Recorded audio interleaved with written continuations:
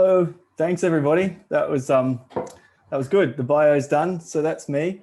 I will start to share my screen. Just make sure I can do that properly. Okay, can you see a blue screen? Good. All right. Yeah, this is Yugambeh country. This is the Gold Coast, and that's Jullagal, Burleigh Heads, where I live and where I've grown up. But I'm a Gamilaroi man, which is a First Nations area around northern New South Wales way.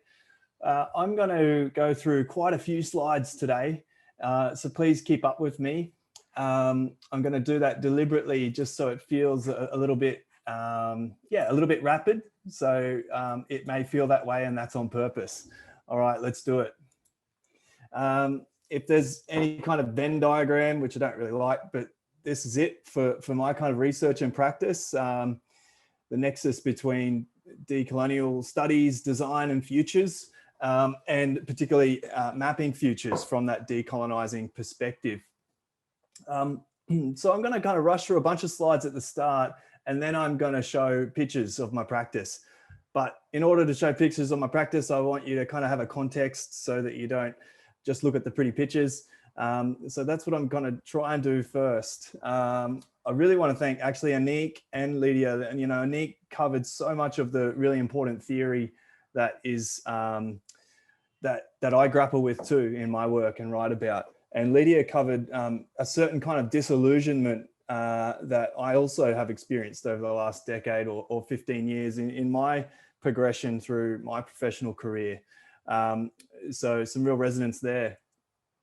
But I came to an understanding that being a designer is not something you just do or you know, you just go ahead and do it at work, but it is a way of being or an ontology. And it's not seeing things as is, but as it could be.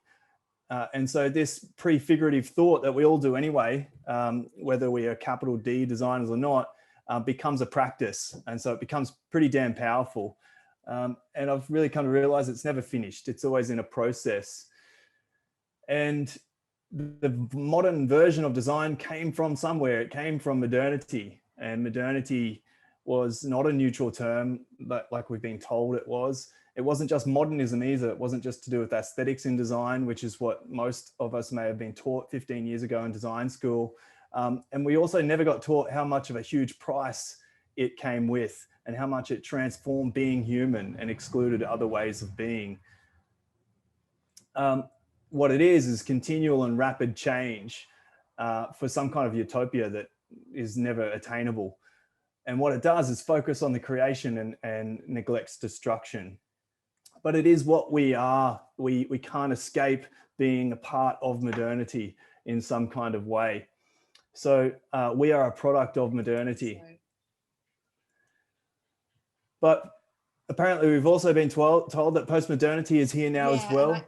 I think someone's not on mute. It sounds like a nice conversation, but and post-modernity recently has told us that there's this intellectual project and it's critiqued modernity. It's done a reasonably good job at that, but it did a horrible job of telling us where to go next, nor should it, because the Enlightenment tried to do that. And look what trouble we're in, thinking that the Earth's the only problem when actually it's us humans that are endangered. The Earth will travel on past us.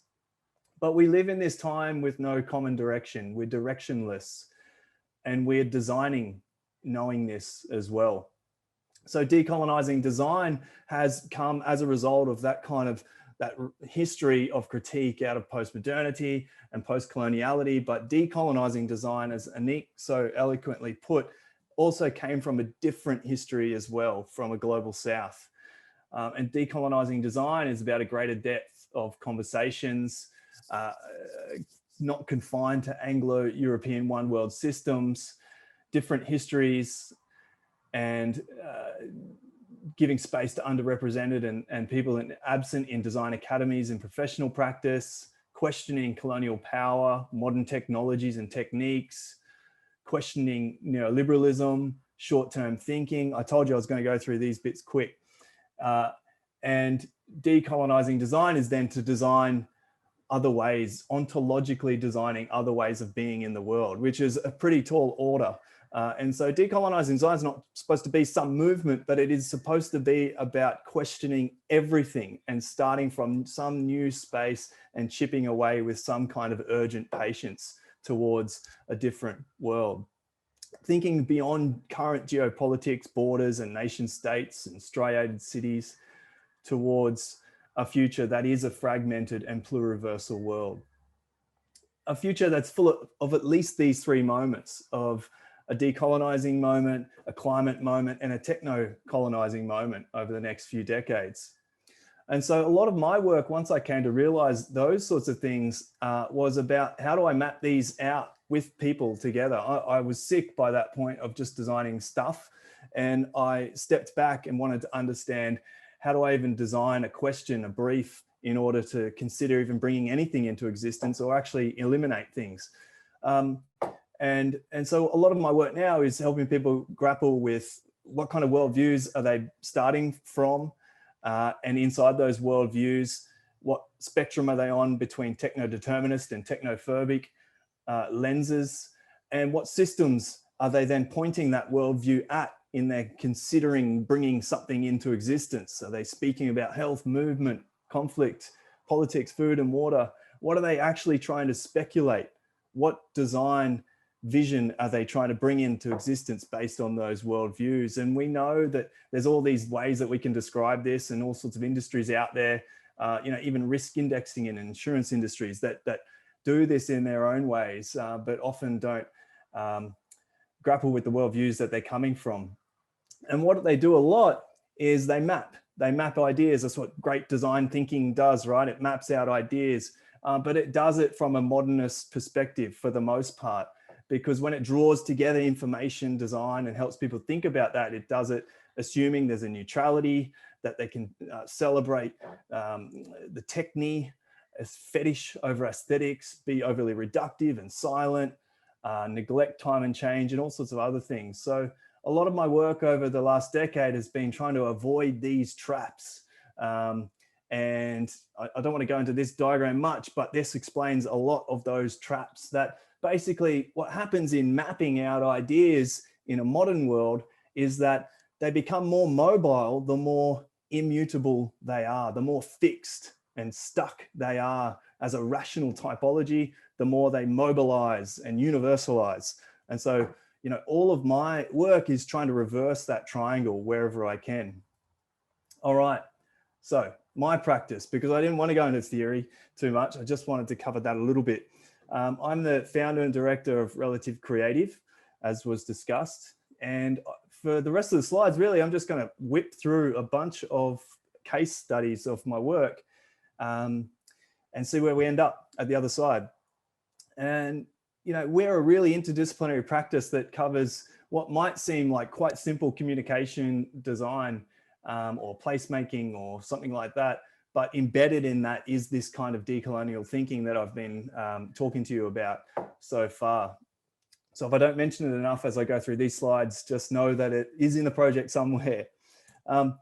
Such as, reimagining the Spit, which is a geographic area on the Gold Coast, to build a placemaking and identity strategy, but from the perspective of drawing together indigenous and Western ecological knowledges, distilled into themes, placemaking themes, including Yugambeh language names for those themes, and all of the consultation and hard conversations with government, for example, that goes with doing something like that. The same with Currumbin Wildlife Sanctuary, incorporating Yugambeh language names and a whole Yugambeh typology to Currumbin Sanctuary that was never there before. We're also working with a place called Binaburra Lodge, which was burnt down in the 2019 bushfires. And Binaburra Lodge is a spectacular place. It's a part of Gondwana World Heritage listed area in our hinterland here. And we're working with the Yugambeh Regional Aboriginal Corporation and Binaburra to reimagine the rebuilding of that place, a master plan and a reconciliation action plan. And in fact, on Monday night, we held a major, we designed and produced and delivered a major event called the Gondwana Festival opening event. So here's some pictures of that. Where this dome is now was a traditional 1933 lodge that got burnt down during those fires. So this lodge represents a kind of a speculation of what could be in place of that 1933 lodge until we do the hard and respectful work with community to think about what might be there. We held a Cup Murray, or a May, as this Torres Strait Islander Bowie family describe it in their language, which was really yummy. And this is Alicia Jones, who was a performance artist, who expressed the 4.6 billion years of the creation of that space, and Uncle Mark Cora telling that narration that we'd written together. We work with the Kingdom of Tonga to design with them an LT-LEDS, a low emissions development strategy, basically a zero carbon emissions strategy that they will deliver to the UN in Glasgow at the end of this year. We've been brought on to facilitate a dialogue process with the Tongans to support with analysis and advice, and use kind of participatory tools and design to do that. But importantly, and we were supposed to be in Tonga to do it, but because of COVID, we've had to pivot to doing it all virtual. I guess the important part that I wanted to describe about the Tongan project is keeping in mind what I've said about all those mapping processes and deliberately incorporating messiness and complexity and creativity into that, so we're not falling into those traps and inducting this process into those traps. What we also did was find particular metaphors that the Tongans have for significant icons and symbols that we could incorporate in. So the Alamia garland, the flower garland, is a nationally significant object in Tonga, and we used that as a thing to describe futures thinking through an Alamia map, and the different component parts of that flower, such as the pua and the halala and the thread, all become different component parts of how we think about the past, the present, intersections between, etc. So I'm just showing you a bit of materials overview of some of that stuff. I wish I could show you some outcomes, but I wouldn't be allowed to yet. This is an example page of how we showed that map can come together for them. And you can see the messiness of them going about doing it in Tonga. And then the same for the next window. We didn't just rest on the idea of a plausibility triangle or the 4 Ps, possibility, plausibility, probability. We wanted to work with them to understand what those Ps meant in their language and how they could describe them in their own ways, and then find a metaphor that worked for them as well. And we found a fetaaki metaphor, which is a tapa cloth printing method. So we're printing out futures here using the fetaaki cloth and doing kapesi printing with the kapesi patterns that they have. And some other stuff about multi-level perspective. The Gold Coast City Futures Forum is a project that we self-deliver here on the Gold Coast, have done 2 now, and we'll do a few more over the next couple of years. And because of COVID this year, we delivered a lot of it online. And it's a kind of a participatory event to think about a just transition in a green new world for the Gold Coast, which is predominantly a right-leaning electorate seat, so which is quite a challenge for us. So you're seeing some pictures there of some cultural probe kits that we'd sent out to help people do that messy mapping. And on the bottom there, you're seeing what we call the Kiosk of the Future, where we would take that about the community and either in curated skill groups like this, or just let people openly explore it. They go to the Kiosk of the Future and they create their own maps, and they write postcards about their visions of Gold Coast futures, and mess around in various ways on that bricolage-y looking Kiosk of the Future, which is deliberately not a kind of a futuristic kind of kiosk looking thing, but more of a jugaad, which is an Indian word for kind of make do with what's at hand type kiosk. From kids, little kids, all the way to adults, having discussions with each other about some of the things that they're finding on that kiosk. So those kind of paddle pot sticks, people lift them up, move them around the map that you can see on the plywood table there, take a picture of their version of how it configures, write a postcard, leave the postcard there, or take it and post it to somebody else. We got about 250 postcards actually, and you can kind of read about that all on our website. There's a full report that we've given back to community and also put in all the politicians' inboxes. The Iba Futures Forum is a 50-year vision for reshaping the culture of Indigenous business that we design and deliver with Indigenous Business Australia.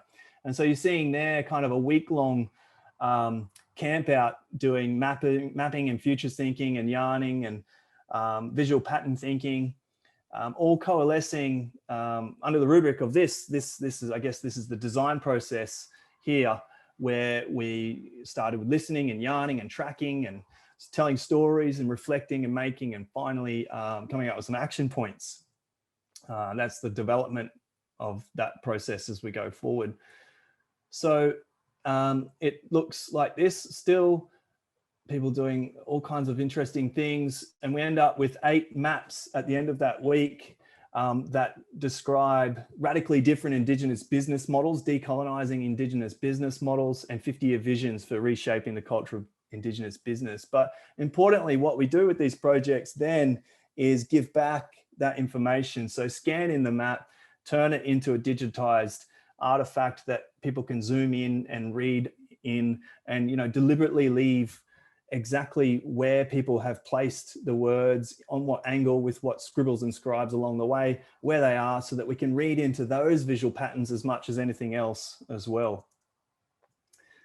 Sea Change Sand Tracks is an event that we completed in 2018 to help people, again, from kids to parents to curated events, think about the fast-paced changing world and transitioning to sustainable futures. The big signature piece of that was impressioning in the sand for 3 kilometers along the beach on the Gold Coast, futures maps that people had created using the digital platform that we'd built called seachange.tv, and also a series of workshops where kids and adults can stamp out their futures.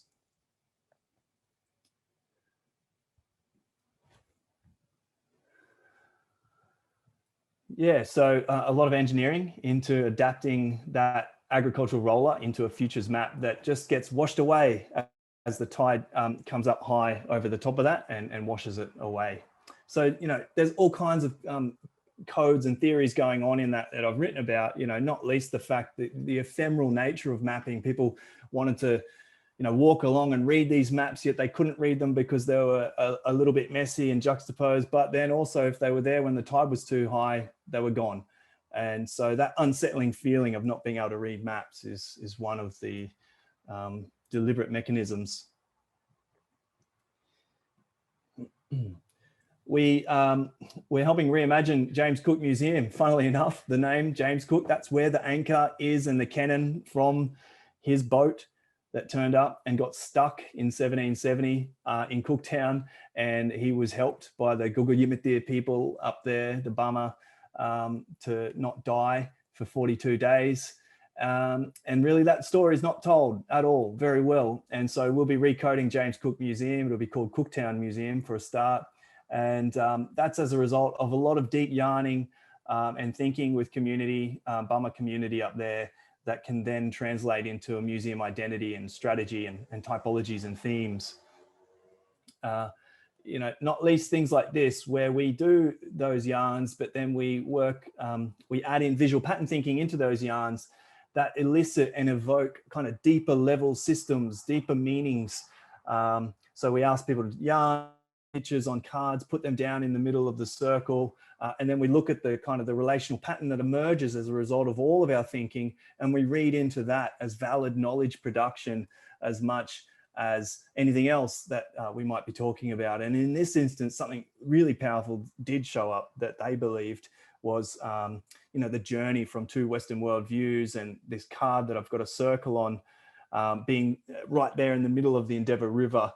And they saw that as the boat. And when we turned that over, well, there was nothing written on that card, nothing to contribute. The Future B&E Challenge is Australia's largest educational event outside of schools, and it helps students critically analyse and contribute to creating a sustainable city for Brisbane over the next 100 years, but embedded in all the knowledge cards and the processes that we take them through are many different kind of decolonising contexts and prompts. There's my 20 minutes and I'm 2 slides off.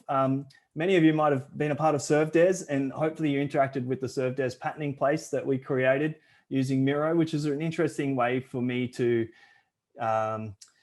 really hone my skills with how Miro can do some of the things that face-to-face we would much rather be doing. I don't want to be a Luddite. I want to try and embrace these platforms. And I've been reasonably impressed with how we can authentically engage people using Miro or Mural. And so people interacted, hundreds of people interacted with ServDes patterning place, creating their own patterns and contributing to an overall pattern. And this pattern did emerge, a creature with a mouth and a throat and a belly and a foot stepping on something, balancing on a tiny platform and relating to an environment. And all significant knowledge for us to listen to if we're open to it. So thank you. I'll stop sharing. I'm done.